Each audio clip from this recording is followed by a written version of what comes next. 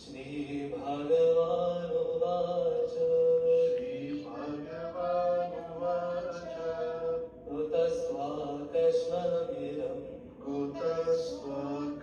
कुतस्त्वाकस्मभिदम् विषमे समुपस्थितम् अनार्यजुष्टमस्वर्ग्यम् अकीर्तिकरमर्जुन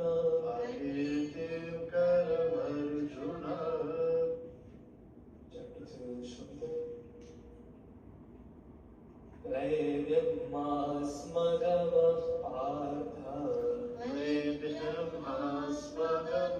पार्थ नैतत्त्वयुपपद्यते क्षुद्रं हृदय दौर्बल्यम् यतोत्तिष्ठ परन्तप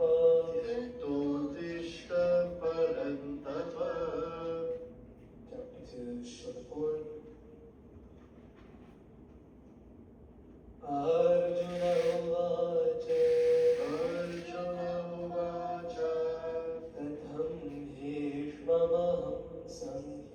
Katham bhishmamaham sankhye Dronam cha madhusudana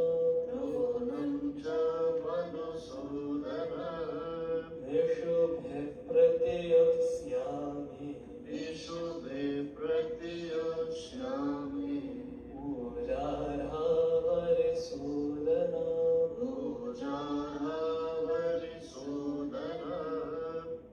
Chapter 2, short 5. Guruna hatva hi mahanubhavan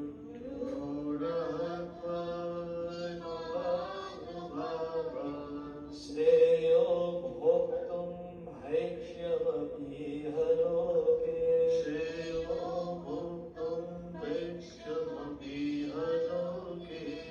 Hatvarthakamanstu guruniheva Bhunjiya bhogan vridhina pratigna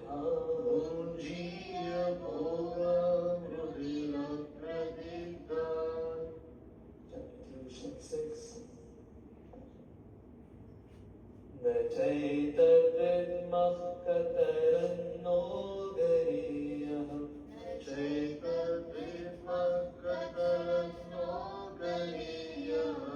Yadvajayeva yadivano jayevu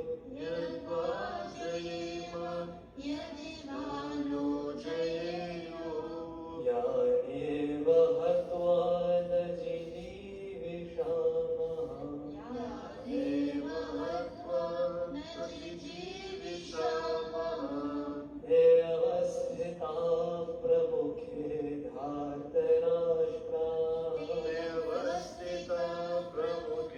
dhartarashtra Chapter 2, short 7. Karpanyadoshopahatasvabhavaha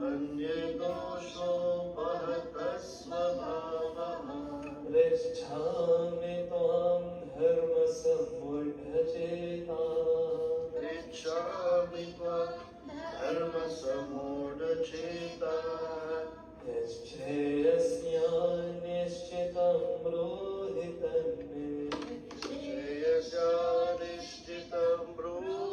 tanme Shishyastheyam shalimam tvam prapanna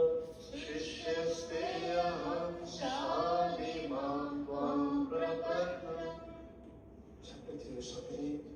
Please take place. A little slower, okay, so we're not It's about you two.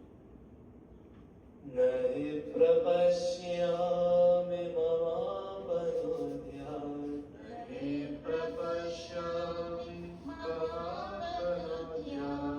Yaschokam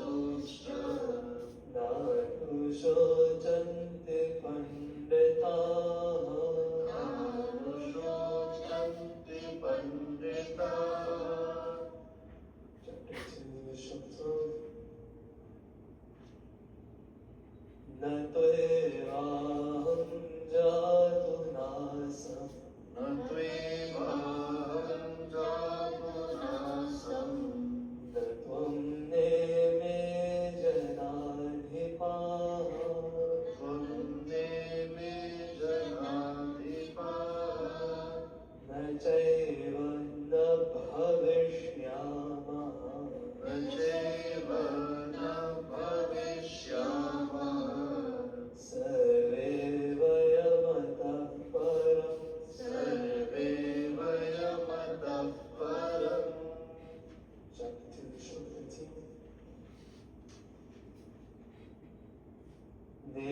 Dehinosmin yatha dehe देहिनोऽस्मिन् यथा देहे Kaumaram yauvanam jara कौमारं यौवनं जरा तथा देहान्तरप्राप्तिः तथा देहान्तरप्राप्तिः धीरस्तत्र न मोह्यते धीरसत्त्व न मोह्यते Chapter 2, Matra स्पर्शास्तु कौन्तेय मात्र स्पर्शास्तु कौन्तेय शीतोष्णः सुखदुःखदाः शीतोष्ण सुखदुःखदाः आगमापायिनो नित्याः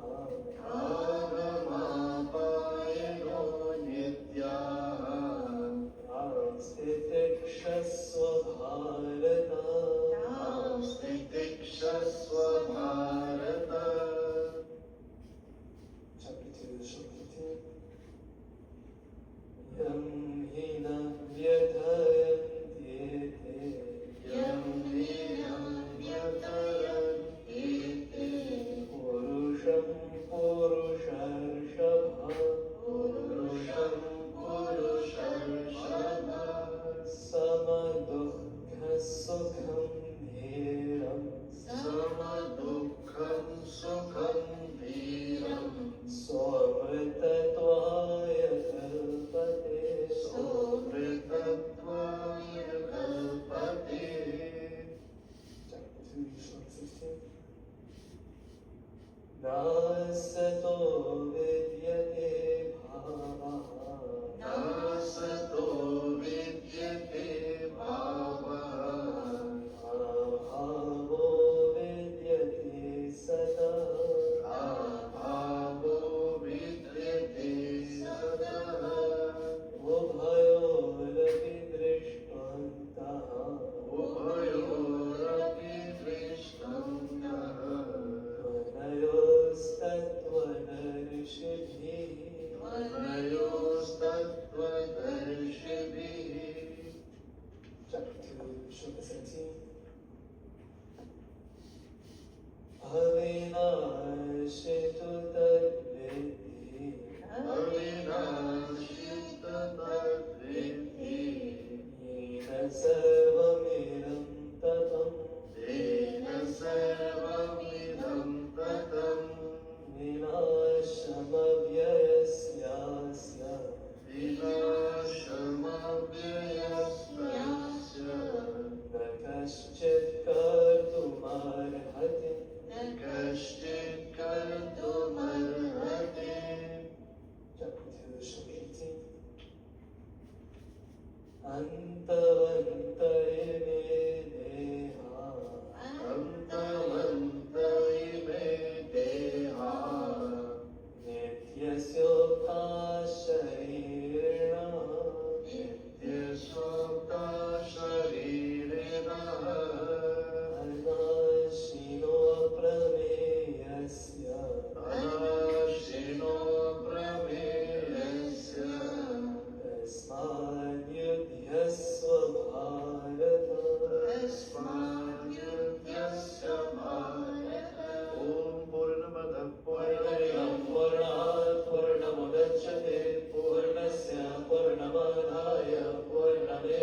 वशिष्यते Om शान्ति Shanti शान्ति शान्ति हरि ओम श्री गुरुभ्यो नमः हरि ओम Gita, if you have the green book, it's in page number 1. If you don't have it, just share with someone, or you can find it on your phone. Gita, yeah. But if you're sitting next to someone who has it, you can share with them. ॐ पार्थाय प्रतिबोधिता भगवता नारायणेन स्वयं व्यासेन ग्रथितां पुराणमुनिना मध्ये महाभारतम् अद्वैतामृतवर्षिणी भगवती अष्टादश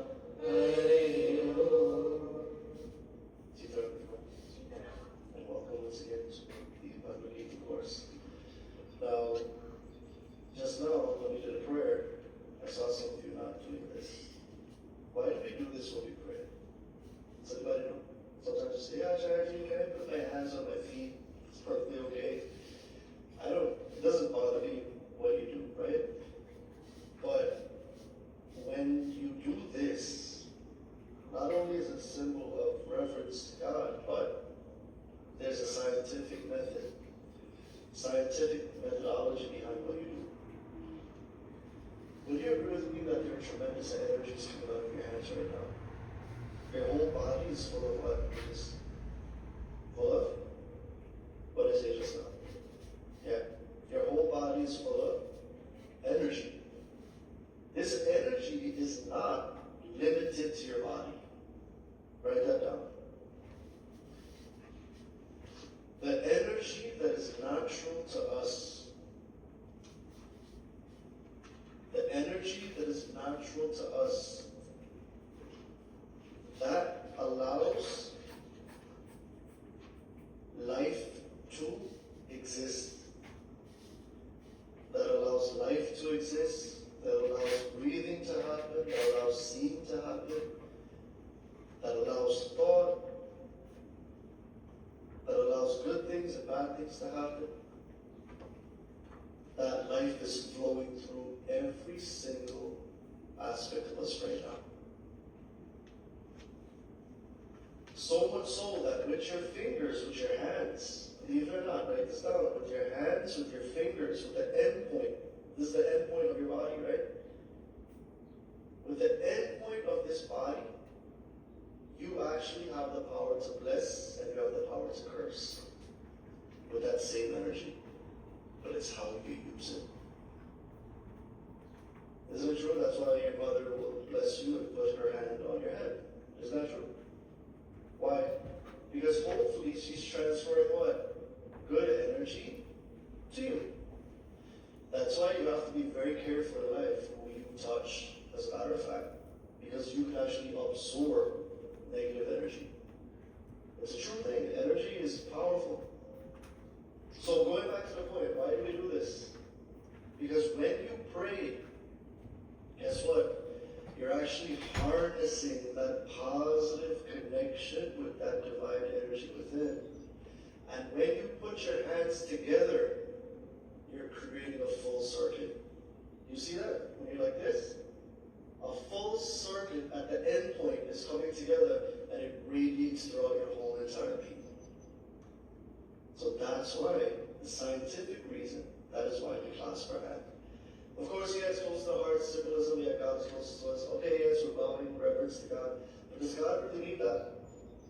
You can say, Acharya, I just clasp my hand in my mind. Perfectly okay.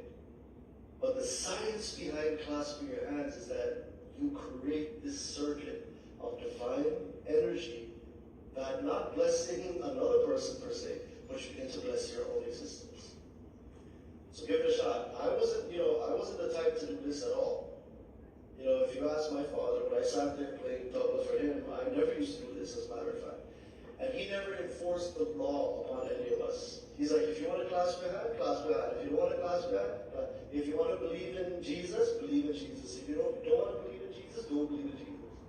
You want to believe in Allah, believe in Allah. You want to believe in not believe in Allah, don't believe in Allah.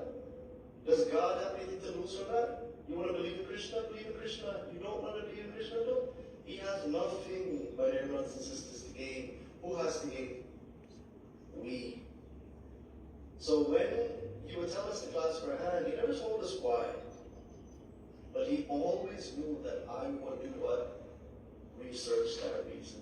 So when I found out the reason why, just recently as a matter of fact, every day is a day to learn. Don't think I do this forever. But when you clasp your hands, that energy goes into the fingertips, goes back into that other hand, and creates that circuit that actually blesses your whole life. And in the Bhagavad Gita, my dear brothers and sisters, Arjuna is missing that circuit. As a matter of fact, what did he do? He threw his hands down, right? He threw his hands down in despair. Why? Not in reverence, but in despair, because he wanted to give up in life. His anxiety about fighting his own family, his anxiety about going into that battlefield and not being certain what the outcome was, the anxiety of maybe losing his own life. These are the things that caused him not to bless himself, but to actually curse himself as well. Now ask yourself the question, how much anxiety do we have? In this room here today, all of us have it, including me. Because once you live in this world, write this down, once you live in this material world,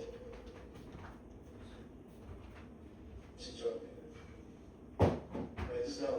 Once you live in this material world, because all the objects are coming and going, there's nothing called forever, write that down.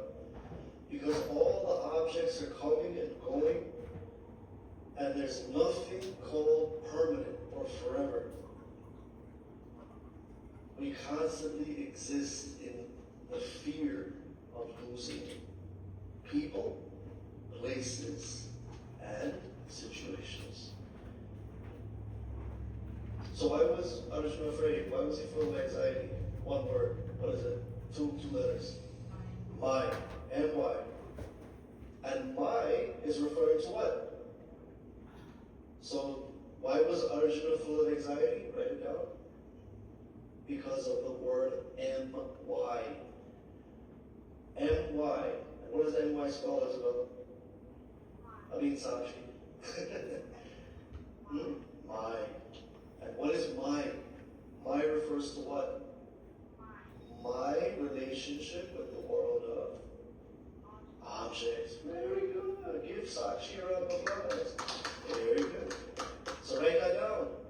M-Y refers to my unwarranted, now that's a very important word, unwarranted means you shouldn't have done it in the first place. Unwarranted ownership. Unwarranted sense of ownership. Because you may own what you have. So if you own your car, you own your house. But your unwarranted sense, okay, sense is a very important word. Sense of ownership of the people in your life, the things in your life, places, and situations. Thus, T-H-U-S, thus, causing attachment. Whether it be to the physical object, write that down, attachment, whether it be to the physical object or the expectation of the object. Okay, guys? So what was Arjuna's problem to begin with? The one letter, the one word what? Two letters? My. My means what? My relationship with the various objects. Right? This is mine. Lucas is my friend. And the day Lucas doesn't become my friend anymore, what happens to me? Depression. Isabel is my friend right now, but I'm always afraid that Isabel is going to leave my friendship. Anxiety. Is that any way to live life? Do you think God put you on this planet to be anxious about loss? Hence the Bhagavad Gita. It's natural. Even an animal has a natural tendency to be afraid. An animal, let alone us, because we're super computers. So imagine if a little choti-moti computer can type ABC. What can an iPhone do? Type ABC in different what? Ways, different fonts, different colors, different filters. So if a little animal like a hamster or a guinea pig or a cat can go through anxiety, and they do, what about this roof and crown of creation, which is the human brain? What sort of levels of anxiety can we go through? But unlike the animal, we can learn how to do what? How to control it. Here, write that down. Unlike the animals of the world who go through lesser levels of anxiety because of their not fully developed brain, lesser levels of anxiety because of not such a fully developed brain as a human being, while they may go through anxiety, the roof and crown of creation, which is mankind, the roof and crown of creation, which is mankind, can go through volumes of different sorts of anxiety based in, again, the objects and people. Okay, our anxiety is caused by the objects, temporary objects. So if the objects are temporary, how too shall be your anxiety? Temporary, isn't that true? You have a choice to control it if you choose to. Because long after some objects are even gone, you still feel what? Pain and anxiety from it. So the Bhagavad Gita teaches us what anxiety is caused, what causes anxiety, and how we can get over it. So let's look at chapter 3, verse 16 as we continue. Repeat after me. Evam. If you have a lot, you can share.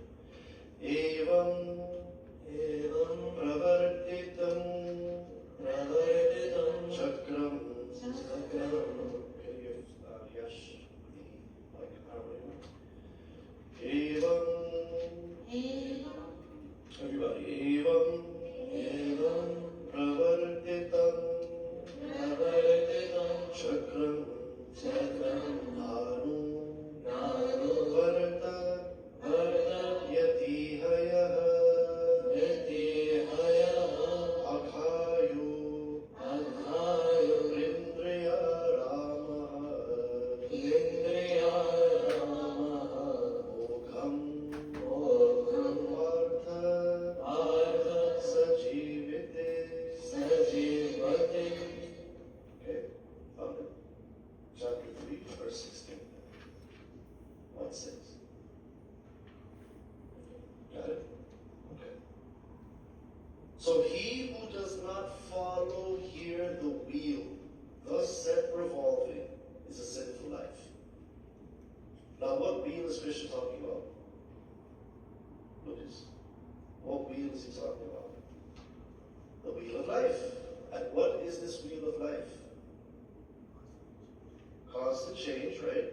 But also the wheel of life is your what? Your input in the way things operate. Isn't that true?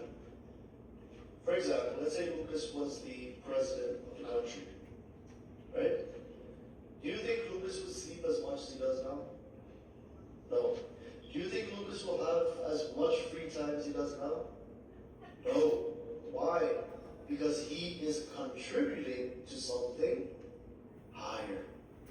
Write that down. The more I contribute, the more volume, write this exactly the way I'm saying it. The higher the volume of contribution, the higher the volume of contribution to the world, the higher the volume means what? How much, okay? The higher the volume or quantity of contribution to the world, the lesser amount of free time I will have. The lesser amount of free time I will have. And when I have less free time, because I'm a positive contributor, write that down. And when I have less free time because I'm a positive contributor to the world, the chances of anxiety grows less. The chances of anxiety grows to be less. Okay? Because of the lack of free time, because I'm a positive contributor to the world, my ability to have free time grows less. Thus allowing my anxiety to become less as well. Now let me ask you a question, and I want one of you to answer this question. So pay attention. What is the connection between free time and anxiety? Dia, what do you think? Take it back. The more free time that I have, the less anxiety. Okay. But think about it for a second. The more free time, right, that I have, I'm sitting, doing nothing, free time. Scroll, brain rot, scroll. But much free time, put my phone down. More free time, what will attack me in my mind? Huh? Anxiety.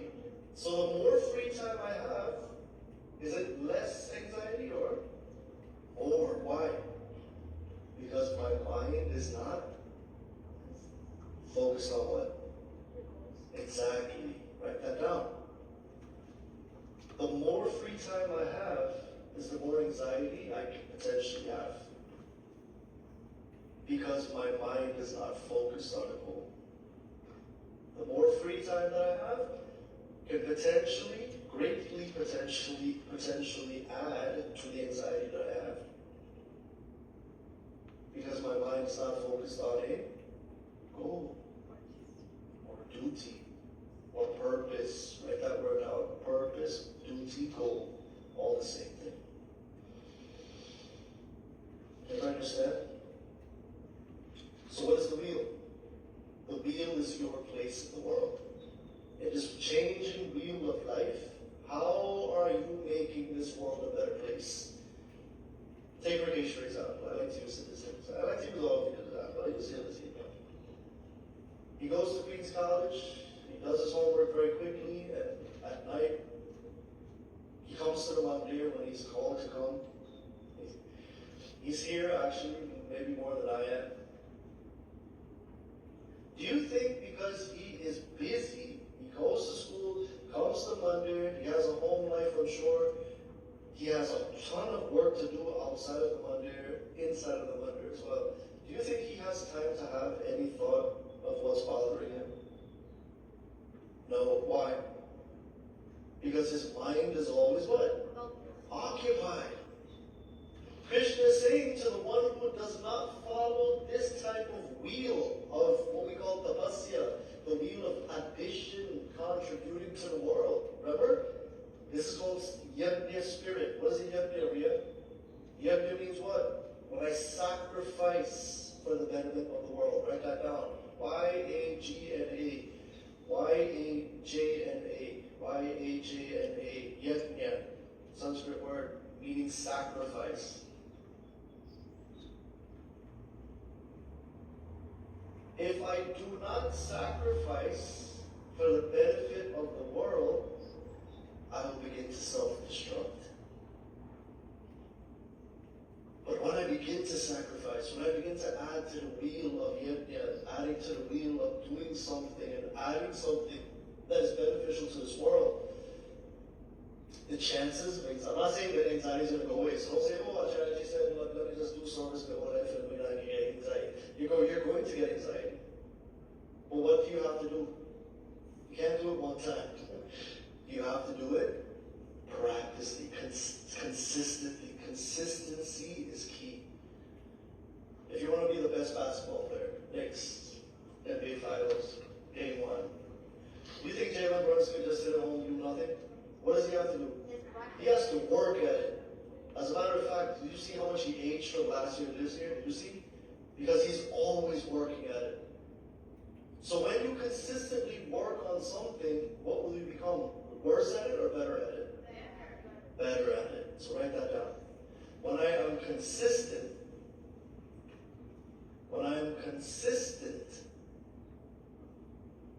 okay, write that down. Consistent. C-O-N-S-I-S-T-E-N-T.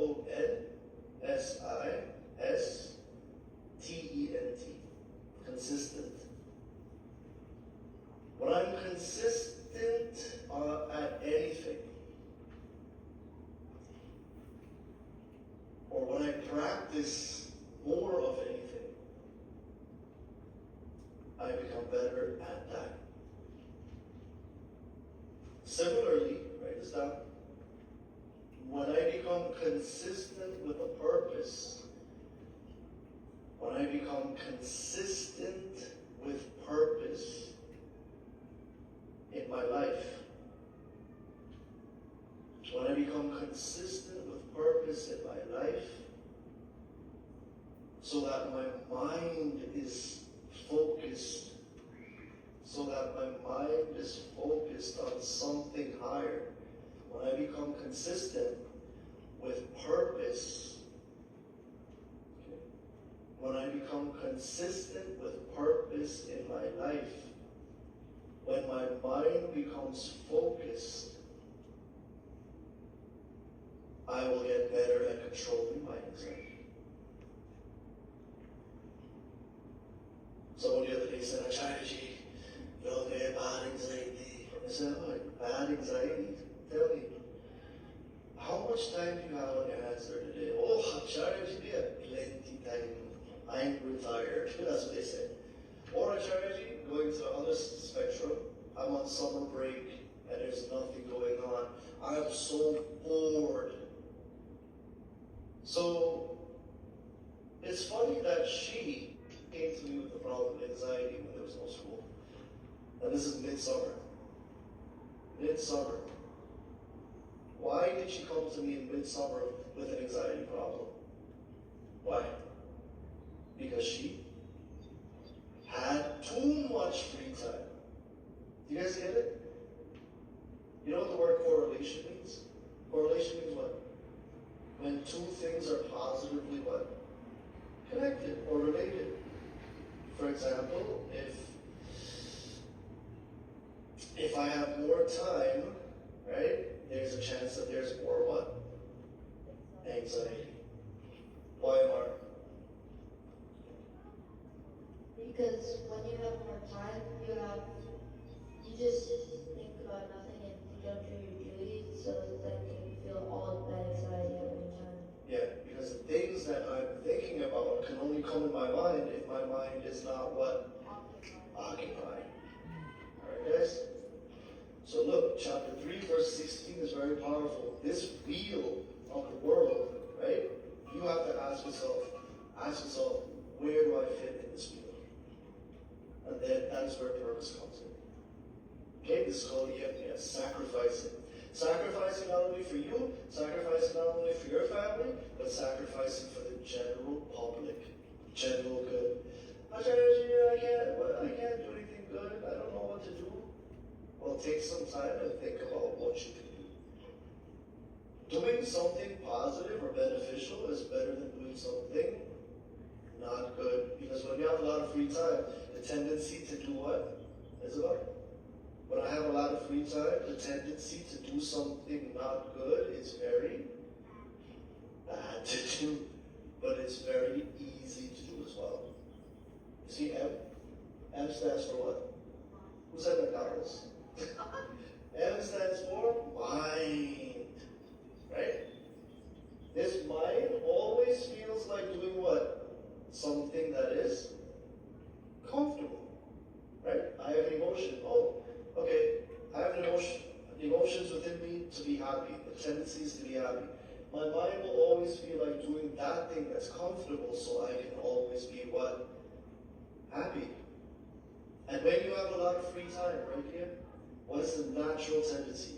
For me to do something that makes me happy. And what is the key word? M-E.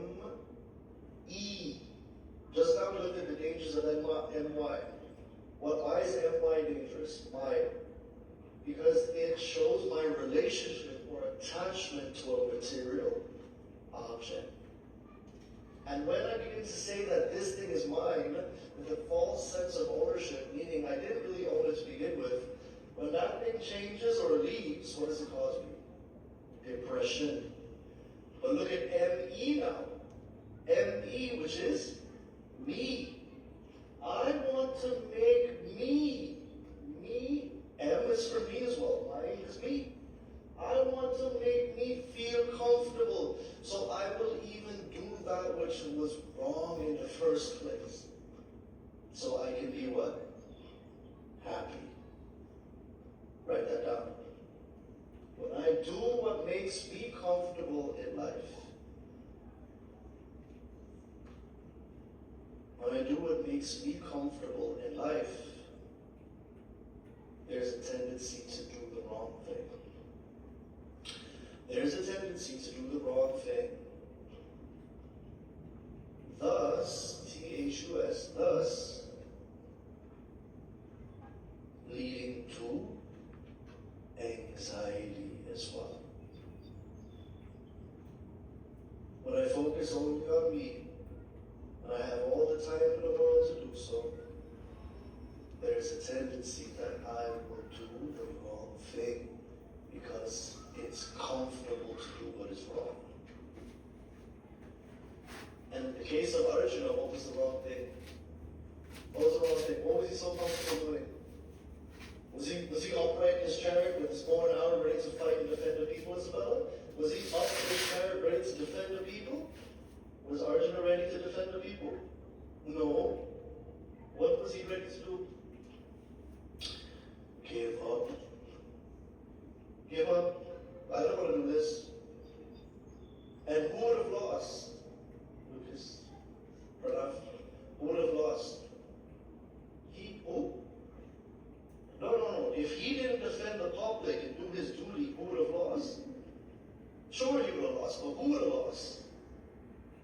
Everybody that he was close to and associated with that he had to defend, he would have lost, they would have lost, not particularly him.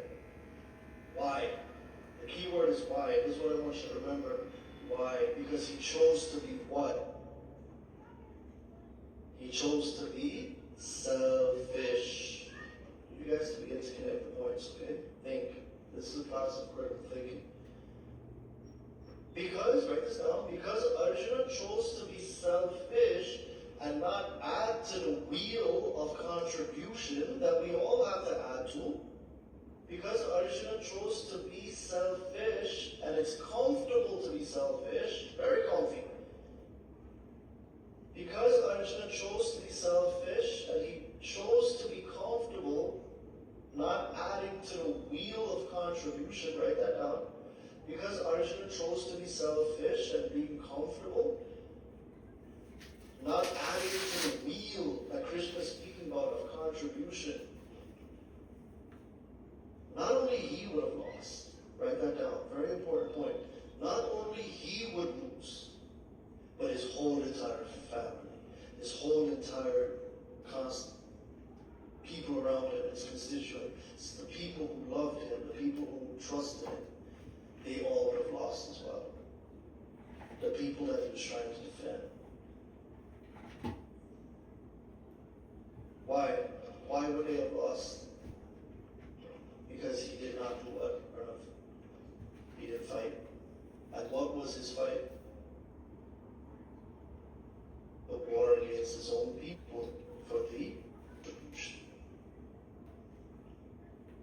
So tonight you have to ask yourself the question, where do I fit in this wheel? Am I even in the wheel? Some people are like, oh, we do anything. That's the type of person who has tremendous anxiety, because they choose. There's a million things you can do in the world. Millions of things. But they choose not to be in the wheel. They choose to have the world of time.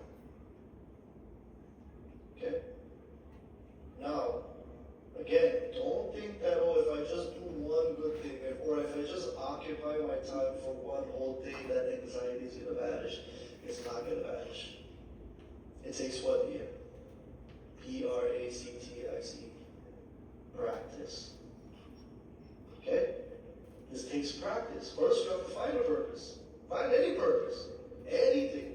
Summer's coming, you can choose a million things to do with your time. But what's the comfortable thing to do? Pick up the iPhone and start brain rot. Scroll, holding it up. And then what's going to happen? Time will go, and so will your life. Isn't it true? When you're in school and you're doing nothing, what does your mom say to you? You're wasting your life. You're wasting your life. It's true. Because can someone tell me what chapter 2 verse 13 says? Okay, read chapter 2 verse 13. And Krishna says it too. Life is going. Therefore find your purpose now. Read chapter 2 verse 19. Just as in the body, the embodied soul passes into childhood, youth, and old age, so also does he pass into another body. The firm man is not to be father. Correct. So what does this verse say? It's just a matter of time before you too have to change bodies. Or are you going to sit down idly in this body and say, you know what, Acharya, that good tonight? What for dinner? You know, your book, you're writing a lot of things down. Your phones and your papers as well. I prefer paper. My phone is cool too. Your phone is going to gain moksha, and your book is going to gain liberation. But we will be born again. 100 years from now, somebody's going to discover the same book, and you'll already reincarnated. Sometimes I'll find the book that says Rakesh Bhagavad Gita book. Today's date, what is today's date? June 5th? June 5th, 2026. Bhagavad Gita class. 2126. The year 2126 will come. That person's gonna look at Rakesh's notes and say, man, that person with the name Rakesh he had, because by now he's probably gone to the next embodiment. Like the soul changes, like we change clothes, the soul changes body after some time. Wherever he is, he had to have gained moksha because these are good notes. So how many of us are adding to this contribution of the wheel? Now here's how you can add to the contribution without even going outside. Study. From age 1 to 25, what should we be doing? Study. That is your sole purpose. So if your whole life is occupied in studies, and you don't even have to be under 25, you can be over 25. As soon as I finish work, I come home, I take a break. Scrolling on the phone is cool. I'll do that for a little bit, or I'll take a nap. Then maybe I'll practice something that I like. Dance, harmonium, maybe go outside, play a sport, go running, anything that I like to do. I'm going to occupy my mind until I find a purpose where I can positively contribute to the world. Remember how we started today's class? The importance of clasping hands, right? Why do we clasp hands like this? The energy at your fingertips are literally powerful. You can actually bless people if you shoot the right energy towards them. And when you join these two hands together, you're closing that circuit, whereas that energy is just spinning within you, like the circulation of blood spins through your body as well. So if you choose using these hands to contribute positively to the world, your mind will be taken away from all of that stress, all of the things that ever bothered you. That will be put last. And whatever your mind is focused on will be put forth, and it will definitely ease the anxiety in your life. So chapter 3, verse 16, he who does not follow the wheel of contribution, that person will live a sinful life. Why? What does sinful life mean? Agitation of the mind. Write that down. It's not doing that. It's not what you think. A sinful life means an agitated life. Okay? Write this down. A sinful life means an agitated life. What does it mean to be agitated? Write this down. Agitation means to be mentally disturbed. Mentally disturbed. Constantly at worry. Okay? Mentally disturbed, constantly at worry. And there's nothing wrong with that. Don't think that this is taboo. Sometimes, a long time ago, people said, oh, you shouldn't be mentally disturbed. But you'll be surprised how many people are disturbed mentally. And it's okay. Mentally disturbed means what? You're not at a state of equilibrium. And it's perfectly okay. Don't you have to take your car to be alive? How many of you take your car to be alive? You're a mechanic. Don't you have to change the oil in your car? Don't you have to change the washer fluid? Don't you have to put gas in your car? Don't you have to mow the lawn? Okay, some people don't. Some people have it too good. But some people like me have to mow the lawn. And when you see the grass getting longer, is the grass in a state of equilibrium or not? No. Because in your mind it should be nice and be even. People like to see evenness. So the world is such that nothing is in equilibrium. But if you want equilibrium in the grass, for example, what do you have to do? Pick up the lawnmower and mow the grass. You have to do something to do what, Ria? To make sure it was once again in equilibrium. And what does equilibrium mean? It means balance. Okay?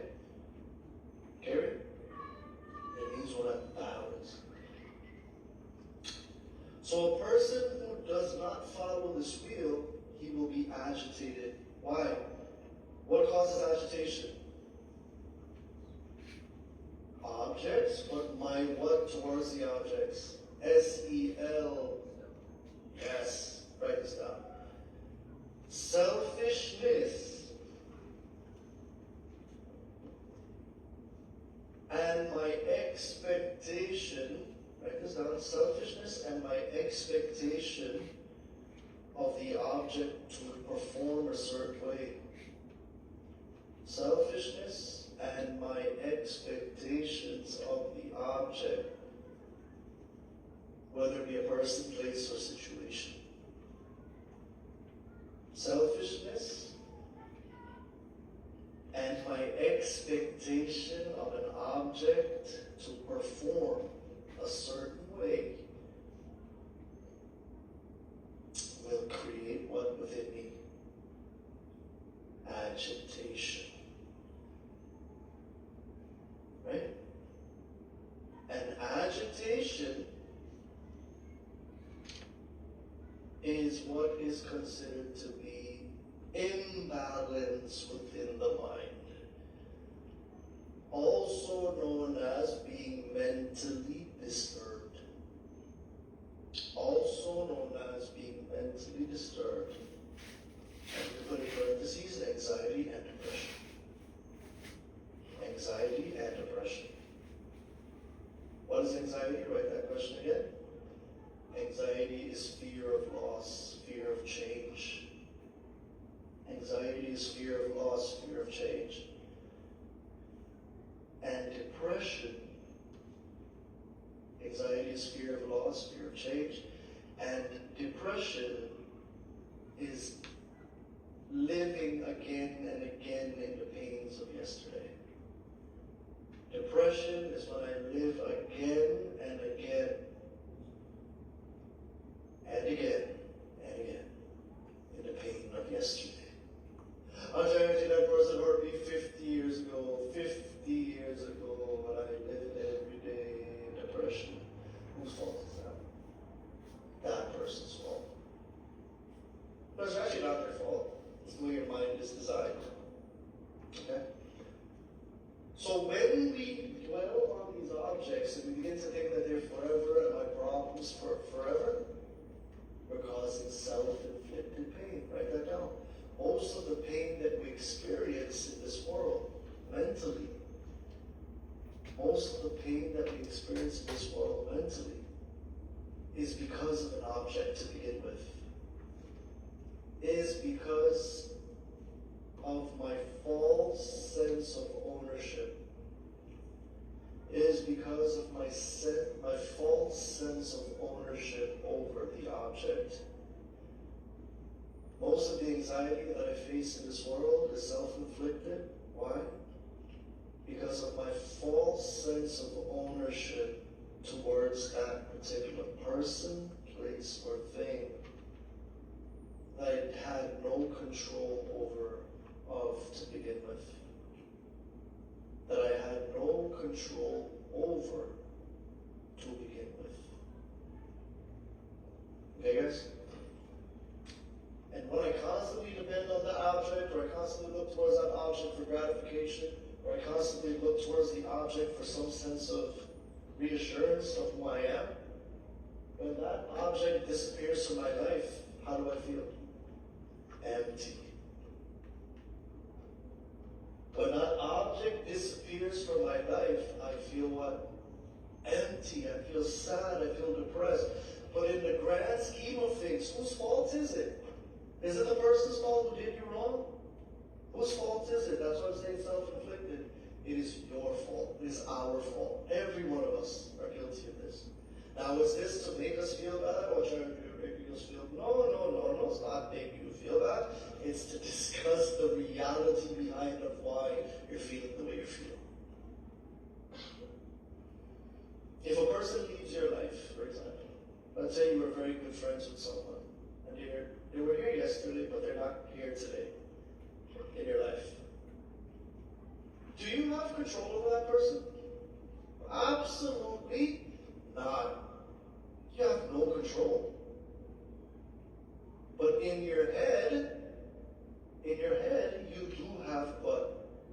Control over that person. But in reality, did you have control over this? None. So if the person came or if the person went, how should you be? Say the word sama. Everybody, sama. Not summertime, not summertime. Sama, say sama. How do you spell that? Write this down. S-A-M-A. S-A-M-A. Sama. Sama means what? Equal in gain and loss. Whether the object is there or not, whether I'm victorious or defeated, whether I am healthy or sick, whether I am whatever versus whatever opposite you can think of, I have to promise myself, write this down, I have to begin to promise myself that I will not allow another lifetime to go. I have to promise myself, write this down, I have to promise myself that I will not allow another lifetime to go where the objects of the world have taken a toll on my mind, where the objects of the world have taken a toll on my mind.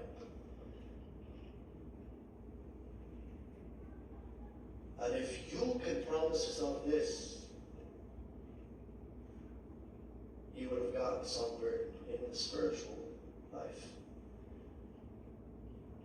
What is the difference between a material person and a spiritual person?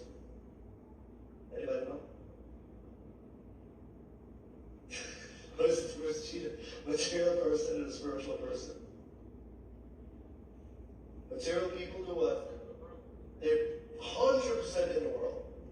And whatever happens to them, they either suffer or enjoy based on what? The object. And their mind tells them to feel the emotion based on the object and do what's comfortable. That's a material person. Well, who's the spiritual person? Is a spiritual person somebody who only wears kurta? Is a spiritual person someone who only wears orange clothes? Is a spiritual person someone who goes to live in the Himalaya mountains and leads his or her family? No. The spiritual person is the one who understands what we spoke about just now. And what is the spiritual person? Write this down. Balanced. The spiritual person is in pursuit. This is why it's spiritual, because it's a goal that is unseen. If it's not seen, it is spiritual. When it is seen, it is material. That person who's material goes after the seen. But the person who's spiritual goes after what is unseen. And what is unseen is the balance that we're looking for in this life. You know, it's easy to say it now. But when things begin to leave you, when people begin to die, when they begin to separate from you. And I always love that song that Arun sang. It's in the Guruji's book. What does it say? Samsara mein jab thukraya ab dwar tere prabhu aaya. Samsara mein jab thukraya. Thukraya means what? To leave. The world has left me, says the poet. And only, oh Lord, it is only now that I finally understood that the world is just an illusion and you're the only truth.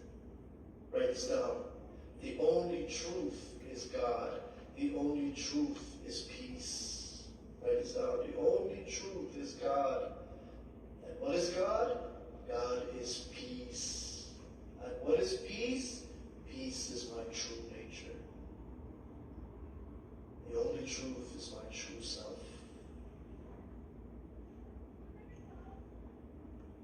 And what is the illusion? Write this down. Everything else outside of my true self, including my body and mind, is all Maya, is all the illusion.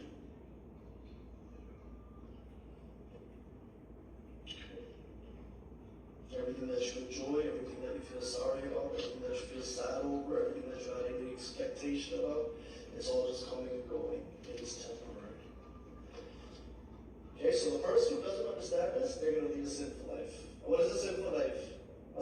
life is not drinking beer. A sinful life is not smoking cigarettes. A sinful life is not going to the club. I don't do those things because it causes agitation in my life.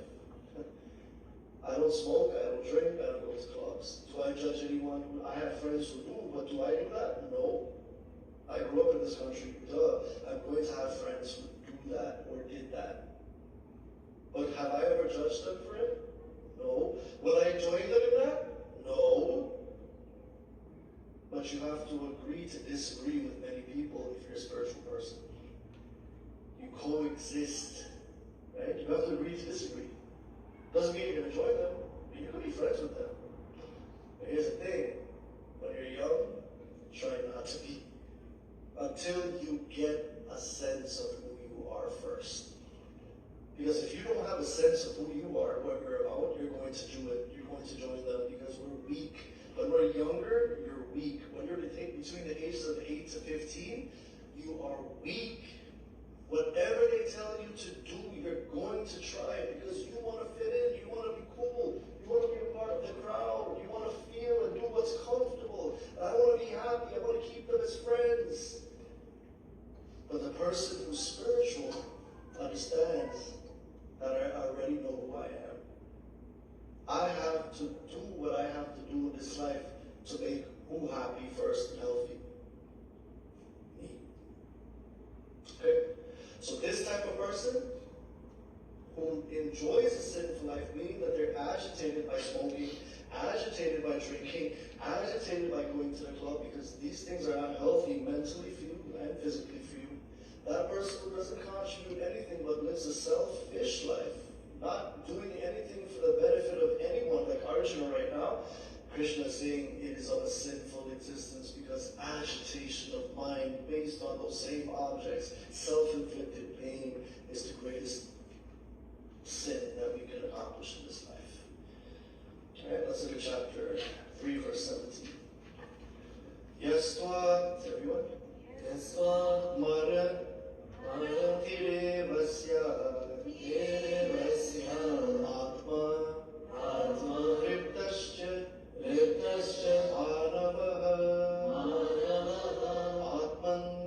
Atman Eva Cha Santushtah Tasya Karyam Na Vidyate. Okay, all of you try to chant this verse together. 1, 2, 3, go. Yasvat Bharati Devasya Atmavritascha Manava Atman Eva Cha Santushta Tasya Karyam Na Vidyate. Good. But the person who rejoices only in the self, who is satisfied with the self, who is content in the self alone, for that person, verily, there is nothing more to be done. Now, we had gone over this verse last time, and the other verse as well. And why am I going over it again? Because they're loaded with information. What does it mean to rejoice in yourself? It means that even though you will be in the world of objects, enjoying any object, you're not depending on that object for your true happiness. Write this down. Chapter 3, verse 17. Chapter 3, verse 17 refers to someone who may be in the world,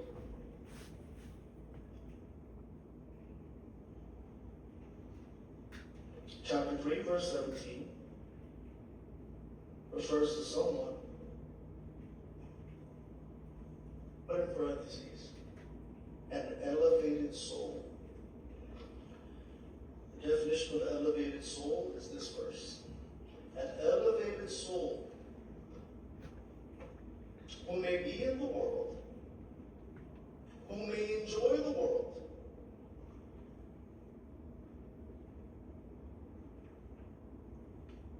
but depends not, this is the key point, depends not on that worldly enjoyment. Depends not. on that worldly enjoyment for his or her happiness. Depends not on the worldly enjoyment for his or her happiness. You know, some people in the world, they need something to be happy, right? You call those kind of people needy people. I need you, I need you, I need you, I need you. But the day you don't come into my life anymore is the day that I can't live anymore. Sin. Sin, that's a material person. Sin. Why is it a sin? Is that person a bad person? No, he just needs that thing. But what is he inflicting upon himself, Yash? What is that person inflicting upon himself? When he says, I need that thing, I need that person, I need that place, I need that situation, or else I cannot live. What is he inflicting upon himself? Suffering, anxiety, depression. And Krishna just said, a person who lives in that world, because most of it is because of an object, that is the true sin in our life. But the person who exists in the world, whether the object comes or goes, he or she is balanced. Krishna is saying that person is independently happy within his or her own self. Now, does it mean that you need an object to be happy? No. Does it mean you shouldn't enjoy an object? Isabel is going to say, or Sri Sakshi's going to say, oh, I heard about what Acharya said today. He said that I should be independently happy. So I'm just going to walk past this pizzeria. No, you could go to the pizzeria. You could enjoy the pizza. But the Sri Sakshi attached, and the key word is attached to the happiness that pizza gives her, and she looks for pizza every day to get that sense of happiness from the pizza? Or is she independently happy? She enjoys the pizza and moves on. Which one? She enjoys the pizza and moves on. Independently happy of even that. So this person who rejoices in himself, that means he's found inner happiness. Write this down. That person who rejoices in the self means that he's found or she's found inner happiness through meditation. Write that down. Through meditation, through knowledge. That person's found inner happiness through meditation, through knowledge, and most importantly, understanding. And most importantly, understanding that no object, and most importantly, understanding that no temporary object can give me permanent happiness. I'll say it again. Understanding that no temporary object can give me permanent joy. Okay? Why do you do what you do, Lucas? Why do you go to the park? To get exercise. Why do you go get a slice of pizza board? Good. Why do you go to school? Good. And what are all these things? What is the end result of all these things supposed to be? So guess what? At the end of the day, if I have a good job because I went to school, I am what? H-A-P-P. Right? When I eat the pizza, I am H-A-P-P. Why? Happy. Right? When I do whatever I do in the world, when I go to the park and I exercise, what happens to me? I am H-A-P-P. Why? Happy. So the end result of everything that I want to do is for what? Happiness, but am I truly happy? That is the question you have to ask yourself. Truly happy means what? When I'm outside of that object that I wanted. Truly happy means what? When I'm outside of that object that I have, am I happy with myself?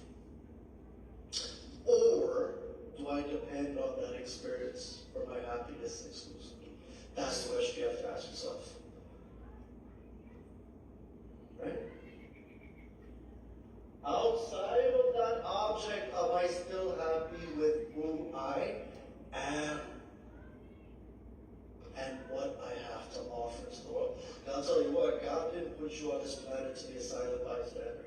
God put you in this planet, in this illusory world that we live in, to be a contributor in some way, shape, or form. All of us are like trees. Every single one of us are like a tree that God planted. The intelligence of this world, whatever you call it, Jesus, Allah, Krishna, Yahweh, Jehovah. Imagine that universal creator planted us all in this soil of this earth for a purpose. Like all the trees have the power to give oxygen. God put us here to do what? To give back somehow.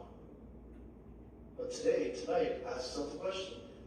If I'm not happy with myself, can I give anything to the world? Absolutely not. If I am not happy with myself, can I positively contribute to this world that God expects me to contribute to? Or will I be an innocent bystander and let this life too go? And let me tell you something, all of us are on borrowed time. You know, it's a little morbid, but something that I've began to do of late is something, you know, I'm always growing too, right? I'm growing always and seeing like the world the way I see the world. It's a little morbid, but I'm going to share it with you. It's kind of like we're the night of the living dead. We're alive right now, all of us. But one day we're going to be in a casket. Everyone out there who's, even the American is doing so well in NBA Finals, we're all excited about that. All of them will be dead one day. We will be dead one day. But we don't even know when that time will come. We are all on borrowed time. And if you think you're young and you have your whole life ahead of you, you're right. But what is the reality? We just don't know when that time will come. All of us are on what? Borrowed time. So when you think to yourself, Acharya is saying, be a positive contributor to the wheel of life. And when you're a positive contributor to the wheel of life, you will never ever, you'll start to decrease the amount of anxiety because your mind is focused. And, also the man or woman or the girl or boy who goes into the objects, that person always will enjoy some sort or suffer some sort of anxiety because all of that is temporary. And what they should really be doing is enjoy, yes, but never depend on that object for their true happiness. Be independently happy. You know what, Acharya, I have my whole life to do that. Let me fully enjoy now, or even suffer now. But what is the probability that that long life will be for any of us in the world that we live in? Every day we see death, but we never ever think that it will come for us now. So we have to be tremendously alert. Ask yourself the question again. Number one, how well am I contributing to this field? And if I'm not, how well am I developing myself? How well am I working on my craft? Like Jalen Brunson, like the Knicks players who are in the NBA Finals. They work from night to day. They don't sleep. All they do is eat, sleep, and dream basketball. They put everything else aside. And what happens? They have They have no attachment to any other thing in their mind except the goal. And because of that, their anxiety levels drop. Because they're so focused on the goal that they know that when they work industriously towards a goal, they can't help but be successful. I don't know if you guys heard the interview of Carl Anthony Towns, right? He said, they asked him, were you nervous first time you found him? Were you nervous? He's like, no. First of all, his mother passed away in COVID. Imagine that. His mother passed away, and he said all he felt was a sense of calm. And he said it was because his mother, he said that his mother was in the stands. But you know what that sense of calm was? Because his mind was not focused on anything else but his purpose at the time. While he may have enjoyed a slice of pizza on that road to the NBA Finals, he was never dependent on that slice of pizza because he knew that there was a bigger prize. And what's the bigger prize for all of us? Inner happiness. And finally, for tonight, when you find that inner happiness, write this down. When you find that inner happiness, there is nothing more to be done. When you find that inner happiness, there's nothing more to be done. What does that mean? There's nothing more to be done. When I find inner happiness, there's nothing more to be done. What does that mean? What is the goal of everything that we ever wanted to do in this life? What was the goal behind it? Chasing happiness. Happiness. So when you found inner happiness, when that inner happiness melts away all the sins of the heart, which is anxiety and depression, the agitation. Agitation means sin. We're sinning ourselves daily with the anxiety and depression based on material objects that we can't control. We come to the world alone, we go alone. Isn't that true? Guruji sings, I be akela, jai be akela, do din ki zindagi hai, do din ka mela. I be akela, jai be akela. We come alone and we go alone.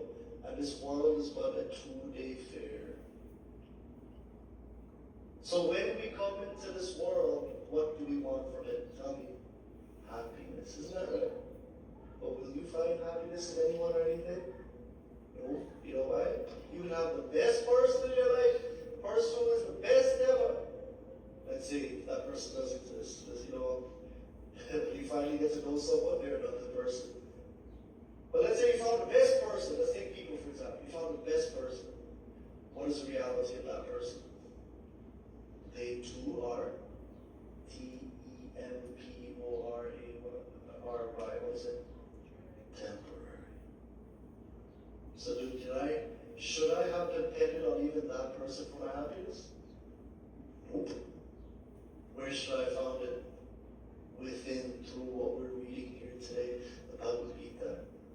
And when I find that inner happiness, when I know what my self-worth is, when the objects come and go, when they don't disturb me, but I enjoy it, or I simply let the object go when it goes. When I find that inner happiness, there's nothing more to be done. What does that mean? The goal of everything in this world is what? The goal of everything in this world is to be happy. But if I already have happiness, is there anything to be doing? No. Because I already did it. The material person always wants to do what? Always wants to go in the world and explore and be happy. Isn't that right? But will they find permanent happiness in the world? No. But when I found independent happiness within myself, is there anything else that needs to be done? No. Because I've already found it. Remember the budget?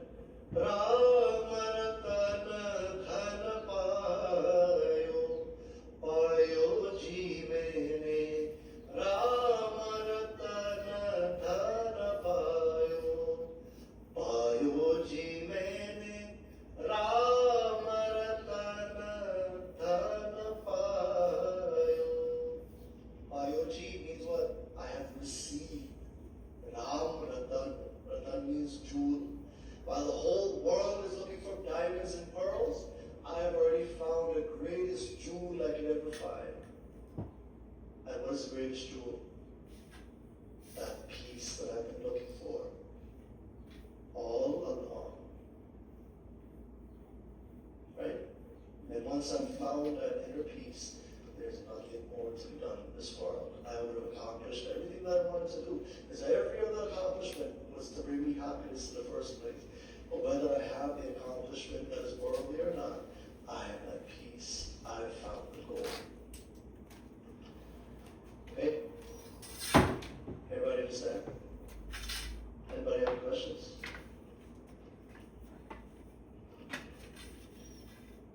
Anybody? Question? Show my hands. Keep thinking, okay? The questions will come when you think. So review your notes. I know the next game is tonight, and we're all excited. Action is worldly joy, even if they win or lose.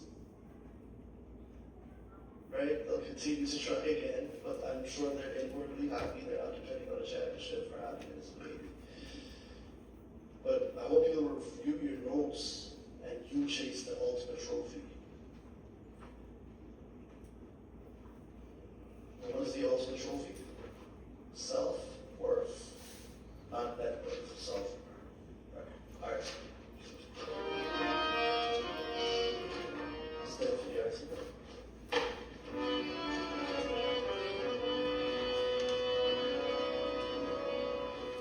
Hare Krishna, Hare Krishna, Krishna Krishna, Hare Hare.